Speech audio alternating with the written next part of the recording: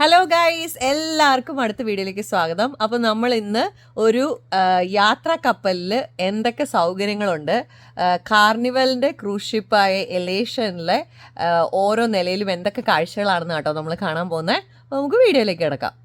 ഏറ്റവും മുകളിൽ നിന്നുള്ള വ്യൂ ആട്ടോ ഇത്. ഇങ്ങനെ ഇത്രയും പൊക്കത്തിൽ ഇതുണ്ട്. രാത്രിയിലുള്ള വ്യൂവും കാണിച്ചു തരാവേ.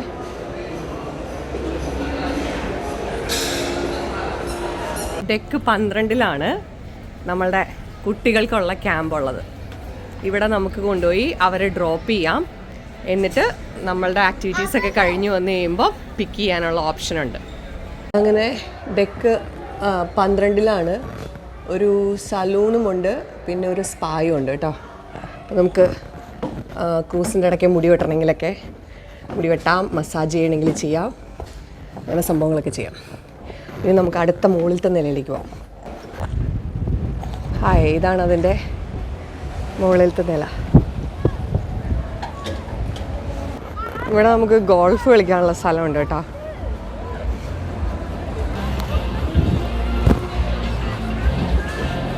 ഇതാണ് 10ാമത്തെ നിലയാണ് കാണുന്നത്. പൂളും അവിടെയാണ് അതിൻ്റെ കിച്ചണും അതിൻ്റെ പുകക്കുഴലൊക്കെ കേട്ടോ കാണുന്നത്. ഈ സൈഡിൽ കൂടെ കാണുന്നതൊക്കെ ഇങ്ങനെ ലൈഫ് ബോട്ടുകളാണ്.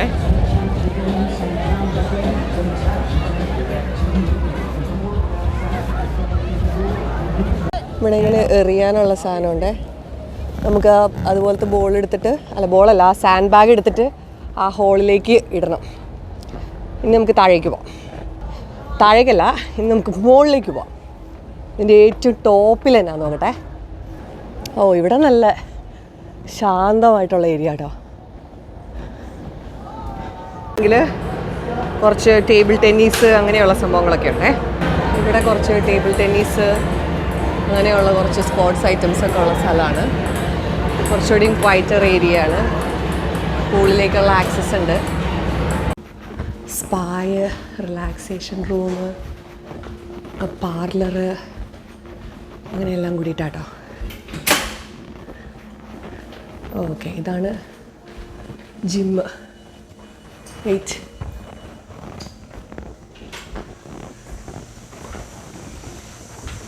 ഓക്കെ, ഒരു വലിയ ജിമ്മുണ്ട് കേട്ടോ. ഇത്ര ഏരിയ നിറയെ ജിമ്മാണ്. നമുക്ക് കടലിൻ്റെ ആസ്വദിച്ച് എക്സസൈസ് ചെയ്യാം.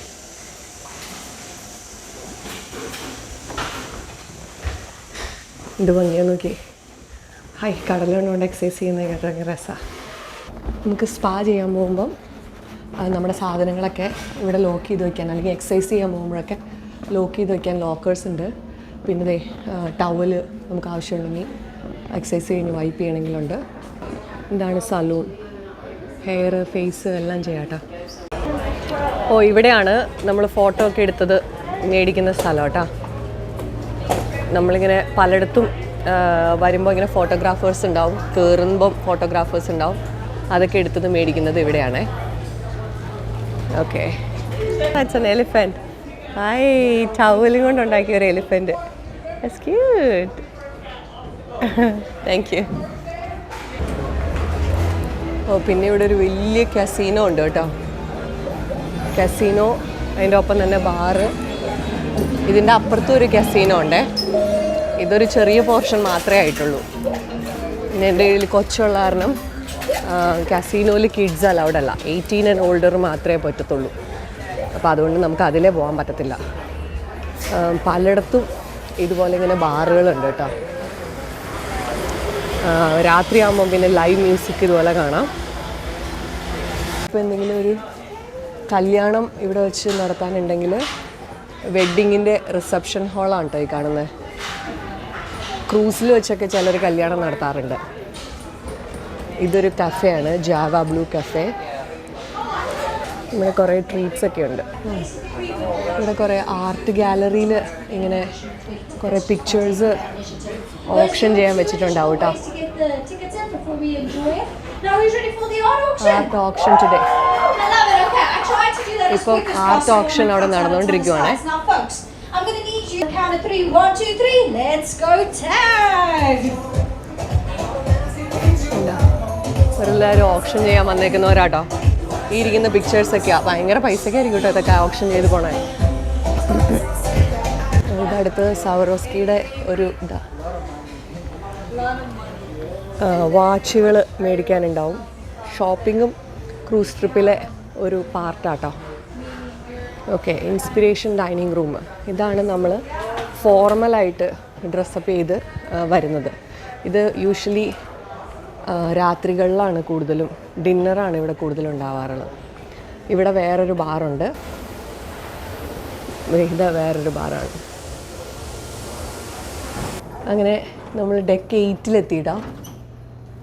ഡെക്ക് 8 എന്തൊക്കെയാണ് നോക്കാം. ഇവിടെ 2 റെസ്റ്റോറൻറ്റ് ഉണ്ട്. ഒന്ന് ഇമാജിനേഷൻ റെസ്റ്റോറൻറ്റും പിന്നെ ഇൻസ്പിരേഷൻ റെസ്റ്റോറൻറ്റും. അതെ, മിക്കാഡോ മെയിൻ ലോഞ്ച്, അവിടെ നമ്മളിതുവരെ പോയില്ല. നമുക്ക് അങ്ങോട്ടേക്ക് പോകാം. കുറച്ച് ഷോപ്പുണ്ട്, ലൈബ്രറി ഉണ്ട്, പിയാനോ ബാർ ഉണ്ട്. നമുക്ക് അങ്ങോട്ടേക്ക് പോകാം കേട്ടോ.